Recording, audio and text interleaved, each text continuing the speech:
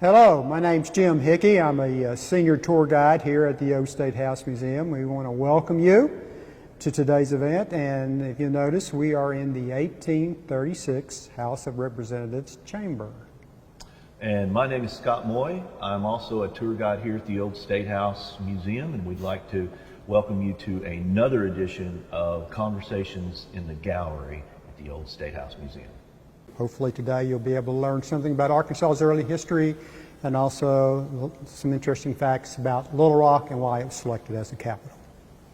Okay, I think it's important before we actually focus on Little Rock as a state capital, we actually kind of go back to Arkansas's colonial period. Exactly. And talk a little bit about Arkansas Post and its early role in the settlement of the state, or what will actually become Arkansas. In case you may not know, the Post of Arkansas, or Arkansas Post as it's known today, was actually settled by the French in the 1680s. So it was a very early French settlement west of the Mississippi River, and it had an enormous impact on the way the Mississippi Valley is going to be settled, because the goal is to connect ultimately New Orleans with the Arkansas River Valley, and then also Arkansas Post will provide a connection all the way up to St. Louis. And so that's kind of what the French are doing, is establishing these outposts throughout the Mississippi Valley. You can find some over on the Illinois side. Probably not supposed to be there, but they were. So if we come up the Mississippi River and we turn up the Arkansas River, we're going to reach a point where they're going to establish the Post of Arkansas. And again, it's going to be established by the French in 1687, I believe. And the location of the post is going to actually change over a number of years, and it's predicated on how high the water of the floodwaters rise on certain years when the post area would get too much rain. And ultimately what will happen is it will become a focus point for people who are trying to settle along the lower Mississippi Valley, as well as up the Arkansas River Valley, and even over into the White River Valley areas. And in 1803, when the United States is going to purchase the Louisiana territory. Right. But one other interesting thing, though, just kind of feeding off what you were saying, what a lot of people don't really realize is that Arkansas Post was actually established 30 years before New Orleans. That's right. 80 years before St. Louis. Yeah. And so it goes a ways back. Yes, exactly. And we have this, I think it was Morris Arnold that wrote a lot of... Morris Arnold, exactly. Morris Arnold wrote a lot of colonial history on Arkansas. Totally recommend that guy if you're interested in colonial Arkansas history.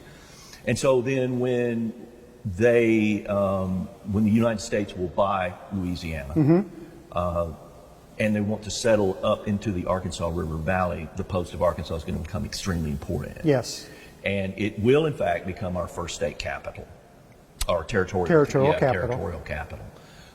And then what they're going to begin to do is they're going to figure out that it's probably not located still in the best place for a state. The best location. Ultimately, Exactly. Right. There were several reasons for that. As number one, it was in 1803, particularly as it was taken over by the United States, the migration patterns began to change here in the mid-continent of the United States, where when Arkansas Post was originally settled, it served the old colonial empire, East Arkansas. Okay, but as the new migration patterns began to develop, people were coming down from Missouri, settling northeast, northwest, north central, and into the central part of the state. So from that perspective, then it was viewed that we needed to have a more centralized capital in Arkansas. Exactly. And so they're going to come up then the Arkansas River. Right. Ultimately. Right. Of course, a lot of the keel boats and stuff like that were already coming up the river, support trapping, and et cetera. But also some other interesting things what motivated that move when Arkansas became a territory in 1819 and Arkansas Post was the territorial capital. Several things. One that you alluded to was the constant flooding. Right. Simply because of Mississippi, White River, Arkansas River, constant flooding. Secondly, and what a lot of people don't really realize, though, it was the actually horde of mosquitoes that happened, the habitat at Arkansas Post. If you ever read any of the old journals, the old diaries of the pioneers who lived at Arkansas Post at that time, they'll tell a story like at night, in order to avoid the mosquitoes, if you wanted to sleep, you had to be covered head to toe with blankets or bear skins. It was that bad. Another element that happened, though, is as Arkansas became a territory, then you're trying to look at the judicial system evolving into Arkansas. Federal judges which were being appointed, they would travel to Arkansas, get east of the Mississippi, and they would be inundated with mosquitoes, literally just covered. There are stories of horses, the men, they'd have to go into the river to avoid the mosquitoes. Yeah. Needless to say, the judges, as they said, skedaddled and went back up north and did not enter Arkansas, and even began to relay the stories to other potential judges. So there was a void there of the legal system in Arkansas because of that fact. So then the politicians started thinking, well, maybe we need to move the capital. Right. And then that's where the idea of the politicians began to formalize a plan that says, well, where do we go? What part of the state? What townships, if any, do we take a look at? Right, but you almost have to be aware that they're really looking at what they can get out of it. True. Right. You know, Oh, how much money how much money can I make by trying to talk people into moving the capital from Arkansas Post up to what will become Little Rock? Yes. And you know, that right there is this undercurrent of flim-flammery, Yes. and chicanery.